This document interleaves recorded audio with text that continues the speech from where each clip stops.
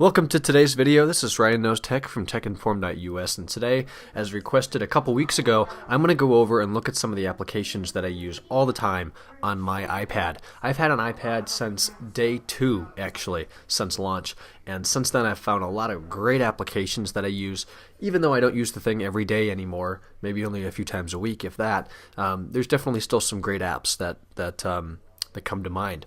So I think I did mention the story before. I had some problems with my camera, the one I'm using now. It was really laggy. That's what every video program I used either couldn't use it or said the quality was awful. So I'm using Camtasia for Mac right now, whatever the latest version is. And in the tests I did, it seemed to be working. So let's hope for that in this video. Anyways, on the home screen here, aside from the normal applications, you see iBooks, that's a free download from iTunes, and you also see Pages, which is $10, as well as Numbers and Keynote, part of the iWork suite for the iPad. I don't use these all the time. I've probably only used them 3 or 4 times since buying the iPad, but there's an old screenshot that's in here.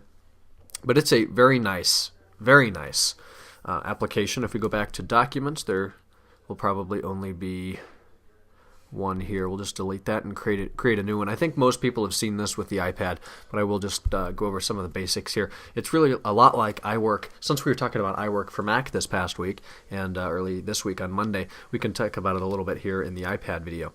So let's just do a formal letter. Just use a template here. You can do blank, of course, and treat it like that. But this has everything set up the way you'd like it, so we can come up here to the date area and just change that date to whatever we want, which is nice. And then you can also use this with a wireless keyboard. I have the Apple over here, if that's in the video. We have the Bluetooth Apple wireless keyboard. We could just pair that up to the Bluetooth in here and type wirelessly, which is great. And then use this dock that the iPad's sitting in right now. The other 2 applications, Numbers and Keynote, work pretty much the same way. Super fast, super easy, and actually quite powerful, meaning that you can do anything on here you can do on your Mac or on PC, maybe with your Microsoft Office suite. Next page, obviously iOS 4.2.1 I think is the latest version that Apple has released here, and I've got about, 7 folders full of stuff. I've got Social, Apple. In the Apple folder, you're going to find, well, these 2 are not made by Apple, but they replace something that should have come with the iPad. The other ones, I have the Apple Store application, the Find the iPhone one, since I had Mobile Me and now it's free. Gallery, part of Mobile Me, as well as iDisk. Remote's pretty cool. You can use this to control iTunes over the same Wi-Fi network. A calculator and a voice recording utility would be found in there. Out of these applications, the calculator I use, it's just called Calculator. I guess it's Calculator HD for your iPad, and it's very easy. Very simple to use. It does have a landscape mode. If I turn up the sound here, you'll be able to hear it. Actually sounds like something. Kind of cool. And I have not had it max out and tell me that it can't do anything. If we do turn it this way, you'll notice it will go into the scientific mode, which might be useful for some people. And then the Voice Memos app I use here, it's just called Voice Memos. You have to, I believe it was 99 cents, and then you pay another 99 cents to be able to email stuff. If I were to go back to voicemails, I don't know, or voice memos, I don't think I have anything recorded, no. But if I did record something, I could email it from the app by clicking share down here if I bought the extra part of the app that would allow me to do that. So that's pretty cool. In Social, I use most of this stuff. I have weather and the stock in here because this is the first one I go to, and it's real easy even though it doesn't really fit in the social part. But Twitter, the Twitter application that I always used was Twitterific. Twitterific, that's all I used. And then when the Twitter app, I believe Twitter bought Tweety or something else, and now it is just Twitter branded, I use this, and it's a really streamlined interface, real nice, very nice graphically, easy to use. For anybody that doesn't know, my Twitter is twitter.com/JamesRSchultz, so you can come follow me up there. But everything's organized over here on the left. Timeline, mentions, you can come over here and see who's replied to you recently. Lists, if you want to make Twitter lists, I probably should have the Tech Inform list in there, but I don't believe I do. Direct messages would be found there, and then here's your profile. There's my website. My tweets are loading, 224 followers right now. And it is actually recommending iJustine, similar to James R. Schultz. So, very nice Twitter app, really easy, as I said. To make a new message, you click the little pencil in the bottom left, and then you get a super nice graphic up here. And then, of course, landscape mode does work as well. For weather, I use TWC Max, which is the Weather Channel maximum, I guess. My only complaint with this weather app is it is clearly not optimized, if I can talk, for the iPad. So it's running in the old iPhone resolution. I know that there are other applications for weather. If anybody knows of any, Jack Maxwell, I saw if you still watch these videos, I saw your app review, your weather review on your channel a while ago, and I didn't ask what app it was, so let me know if you remember. As you can see, it feels like 6 degrees and it's 18 here. Welcome to Ohio. But it's pretty advanced, gives you what you need to know, make it big, and then it looks like crap. That's my only complaint with that. For stocks, which I occasionally monitor, I use the Bloomberg app because it's, well, pretty advanced. You can create your own portfolio down here, do currencies, bonds, podcasts. It's really advanced. And then you have, just open up the Dow Jones here, see that that'll update in a minute because it's down. It is down 19.0703 points, so not too bad. And then you can go all the way up to a 5-year tendency there, and you can really see that early 2009 was pretty bad. So, nice stock application there. TwitPic, that's just what I use to upload stuff to Twitter. Reference over here, I do not use a whole lot of stuff in here, but the World Atlas application is pretty cool. You can go in and download or just stream from online all kinds of Atlas applications or maps between executive, political, and satellite maps. It's pretty quick right now because my internet connection isn't doing anything, but as soon as I would start to do something, this will really drag. You can zoom in a little bit, not very far, like right there. You can just download the maps, and then you get better images. Where to go, it's like a GPS thing. I actually probably don't even need that on here since I don't have 3G, and I would just be using the iPhone for that, but it is kind of cool. New York Times, great news application. I think Apple actually sponsored this when the iPad came out. Well, by sponsored, I mean advertised, showing what the iPad can do. Really neat organization of news. Of course, it's the New York Times, so we're probably all familiar with it, but as it loads, it is a nice news app. Then you can go to sections and control what kind of stuff you want to read, like you can do top news, maybe,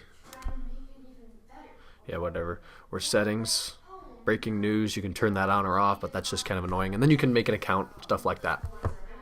Games, lots of games I use here. Asphalt 5 is a fantastic racing game that we use all the time in the web shows, the live streams on Tuesday. And the problem with that is my internet connection is not powerful enough to download and upload that much content at the same time.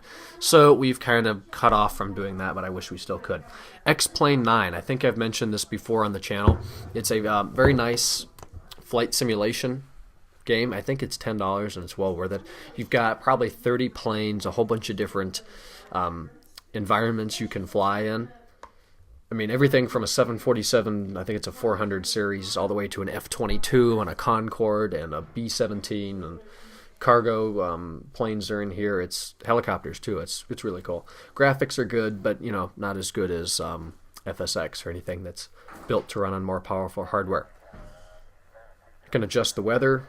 Of course, your location. This would be the F-22 Raptor right here. Pretty cool plane. But that's definitely a nice app. I recommend you check it out. And it is available for iPhone and iPod Touch as well. Doodle Jump, Jelly Car, Tap Tap, basic stuff here. Bowman, that's a cool one. I think it's $1. Solitaire. Top Gun doesn't really work on this because it hadn't been updated forever. But those are most of the games I use. Entertainment, got a BMW magazine in here. Geared is actually kind of interesting if you're really bored and you'd like to put together some gears. Piano keys if you want to play the piano, and a great graphics application here would be Epic Citadel, I think. That's how you say it. I think Soldier Knows Best did a review of this when it first came out. Graphics are incredible, though. Takes a little bit to load, but it is a lot of power.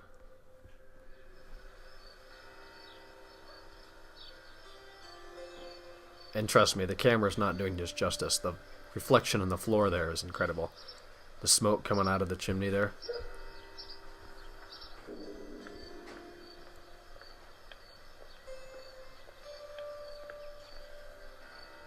And I believe this is free as well. Incredible graphics. You can walk around this entire city. Look at the light. Just double tap. to go somewhere, you can use these 2 thumb controls here to kind of go around.